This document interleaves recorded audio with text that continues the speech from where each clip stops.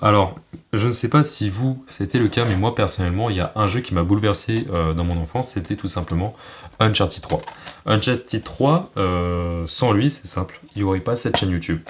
Il n'y aurait pas ma passion du coup pour l'histoire, pour les recherches, les mythes, les légendes, les trésors.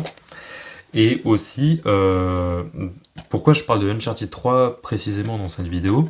Car tout simplement, dans Uncharted 3, on a une légende qui passe, et le sujet principal du coup de ce jeu, c'est tout simplement l'Atlantide des Sables. Et je vous ai fait un sondage sur Instagram pour savoir de quel sujet de vidéo vous voulez qu'on parle, et vous avez voté majoritairement pour l'Atlantide des Sables. Du coup, c'est parti. Un an après la première version de mon texte, de vidéo que j'ai jamais sorti, filmé mais pas sorti, hop, je vous montre la V2. La V2 qui a malheureusement quelques manques, alors qu'elle est plus longue, hein, mais qui a malheureusement quelques manques de la V1. Donc je vais bifurquer entre les deux, et puis je tiens à m'excuser d'avance, car je vais lire mes feuilles. Voilà, donc je vais être comme ça pendant la vidéo, donc je suis désolé. Du coup, ça fera introduction, histoire, recherche, côté religion, un côté religieux du coup, et conclusion. Il y aura quelques images, etc. qui apparaîtront, peut-être une courte vidéo où je risque d'être copyright, et que du coup je devrais peut-être refaire cette vidéo, je ne sais pas. Honnêtement, je verrai ça lors du montage, mais voilà. Sur le coup, c'est parti. La cité d'Oubar, également connue sous le nom de l'Atlantide des Sables, est une ancienne cité légendaire dont les références remontent à l'Antiquité. Selon les récits anciens, Oubar aurait été une prospère oasis commerciale située dans le sultanat d'Oman, à la pointe sud-est de la péninsule arabique. GPS. Sa localisation exacte a été longtemps recherchée par les archéologues et les chercheurs. Cependant, c'est grâce aux recherches aériennes à longue durée que la cité perdue a finalement été découverte, marquant un tournant majeur dans l'histoire de l'archéologie du Moyen-Orient. Les premières références à la cité légendaire d'Oubar remontent à des écrits anciens tels que les récits de voyageurs arabes et l'épopée de Gilgamesh. Oubar était mentionné dans ces textes comme une cité prospère, florissante grâce à sa position stratégique le long de la légendaire route d'encens. La légende raconte qu'Oubar aurait été détruite en raison des actes de son peuple et qu'elle aurait été engloutie sous les sables du désert, devenant ainsi l'Atlantide des Sables. Alors, je fais une petite pause pour vous dire que je suis désolé encore une fois hein, de lire, et aussi désolé si je fais des fautes de prononciation. N'hésitez pas à me reprendre dans l'espace commentaire ou même par message privé sur Instagram. Je mets le compte Insta en description. J'en parlerai un petit peu à la fin du compte Insta. Allez. Alors, il faut savoir que les plus vieilles archives qu'on a sur la cité mythique... Tais-toi la montre. Sur la cité mythique sous le nom d'Iram, du coup qui prouvait que celui existait bien, remonte... c'était des archives remontant à 2000 avant Jésus-Christ sur le site archéologique Ebla en Syrie. Donc ça, voilà, c'est les plus vieilles archives que l'on a. Donc dans les années 1980, l'écrivain et archéologue amateur Nicolas Clapp s'est passionné pour les légendes entourant Oubar. Pour localiser précisément cette cité perdue, des recherches approfondies ont été nécessaires. Et il faut savoir que du coup, Nicolas Clapp va entreprendre des recherches basées sur les travaux de Bertram Thomas, auteur du livre L'Arabie heureuse, sorti en 1932, qui signifie le sultanat d'Oman à nos jours. Donc l'Arabie heureuse signifie sultanat d'Oman de nos jours. Pour localiser précisément... Ah non, ça c'est déjà dit. Pardon. Les travaux de Clapp ont débuté par l'étude minutieuse des écrits anciens et des cartes afin d'identifier les sites potentiels où Oubar aurait pu se trouver.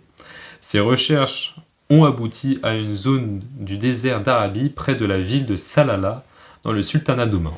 Hop, ville de Salalah, GPS. Je suis désolé si je fais ça. On dirait que je fais du stop, mais non.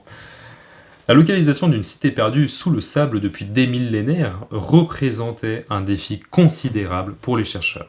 Afin de relever ce défi, des technologies de télédétection ont été utilisées, notamment l'imagerie satellite et les lidars aériens. Ces technologies avancées ont permis de cartographier la topographie du désert et de détecter d'éventuelles structures enterrées, révélant ainsi les secrets enfouis de l'Atlantide des Sables. Une étape essentielle de la quête pour retrouver Ubar résidait dans la recherche de la légendaire route d'Encens, cette ancienne route commerciale qui reliait l'Arabie à l'Égypte et aux civilisations de la Méditerranée, était cruciale pour l'économie prospère d'Ubar. Oh, je suis désolé. Les chercheurs ont utilisé des indices géographiques et historiques pour retracer le tracé de cette route, ce qui les a rapprochés de leur objectif. Donc du coup, en gros, Ubar est un petit peu l'épicentre de cette route d'Encens qui permettait du coup d'avoir une commercialisation de l'Égypte à l'Arabie jusqu'à la civilisation de la Méditerranée. Honnêtement, c'est incroyable, du coup, ça a permis de fleurir économiquement et aussi commercialement Ubar, et c'est ça, honnêtement, c'est vraiment bien. C'est un truc que j'aime particulièrement dans cette histoire.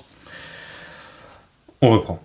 Après des années de recherche aérienne à longue durée, une expédition conjointe entre l'explorateur britannique Ranulph Fiennes et le géologue américain Dr. Juris Zarin a finalement abouti à la découverte de la cité légendaire d'Ubar en 1992. Les travaux de cartographie aérienne et de télédétection ont révélé des preuves tangibles de ce qui aurait été autrefois une importante oasis commerciale. La découverte d'Ubar a eu un impact significatif sur notre compréhension de l'histoire ancienne du Moyen-Orient et du commerce de la région. La découverte d'Ubar a marqué un tournant dans l'archéologie du Moyen-Orient et a apporté de nouvelles perspectives sur l'histoire antique de la région. Outre son importance archéologique, Ubar occupe également une place importante dans certaines croyances religieuses.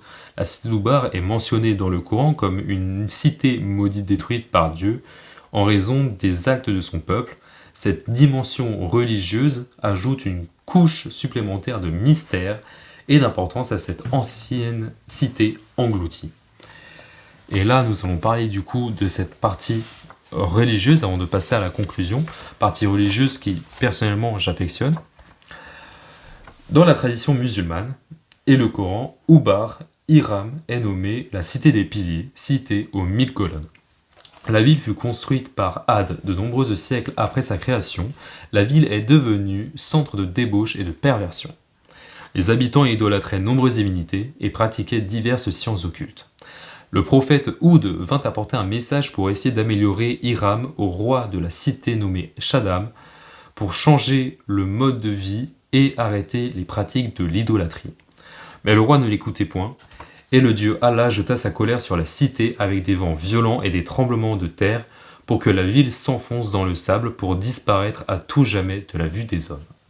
Et honnêtement, je trouve cette histoire hyper belle. On passe à la conclusion. La découverte de la cité légendaire d'Ubar, grâce aux recherches aériennes à longue durée, a été une réalisation majeure pour l'archéologie et l'histoire du Moyen-Orient. Cette ancienne oasis commerciale engloutie sous les sables du désert reste un rappel fascinant du passé riche et mystérieux de la région. La quête pour retrouver Ubar et son aspect religieux souligne l'importance des découvertes archéologiques dans la compréhension de notre histoire commune. Et voilà, sur ce, moi j'espère que cette petite histoire, ce résumé détaillé de l'histoire de l'Atlantide des Sables vous aura plu. J'ai voulu faire un résumé court mais pas trop, avec pas mal de détails, et j'espère vous en avoir donné assez. Après, je vous mets, si vous voulez en savoir plus, je vous mets toutes les sources dans la description. Je vous mets également une vidéo que j'avais utilisée pour la première version du texte. Donc là j'ai le lien sous les yeux, je vous mettrai ça dans la description aussi.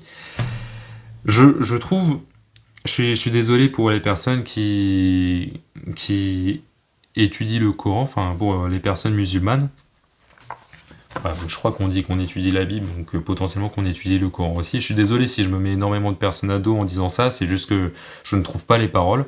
Et encore une fois, je suis vraiment navré si je blesse des personnes avec mes paroles, ce n'est vraiment pas mon intention.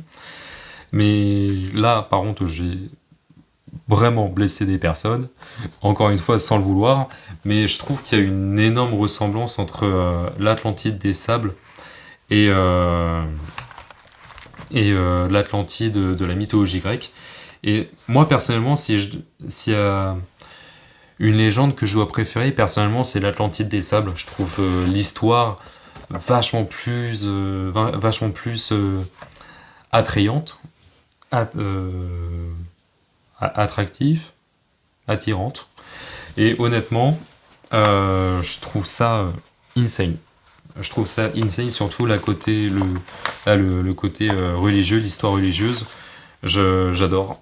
J'adore. Et pourtant, croyez-moi, hein, je suis vraiment pas religieux. Il y a juste une petite partie de moi qui aime bien l'EDA. Et encore, ça fait 1 an que j'ai pas étudié l'EDA. Et voilà, honnêtement, j'espère que ça vous aura plu. J'espère que ça n'aura pas offensé des personnes. J'espère que vous aurez pu apprendre des choses.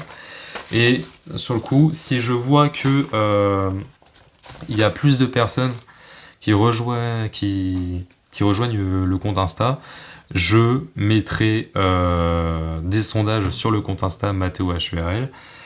Sinon, pour l'instant, je continuerai à faire des sondages sur mon compte Insta perso. Donc, honnêtement, encore une fois, j'espère que ça vous aura plu, que ça aura pu vous permettre d'apprendre des choses. Et sur le coup, je vous laisse. À plus tard pour une prochaine vidéo. Ciao, ciao.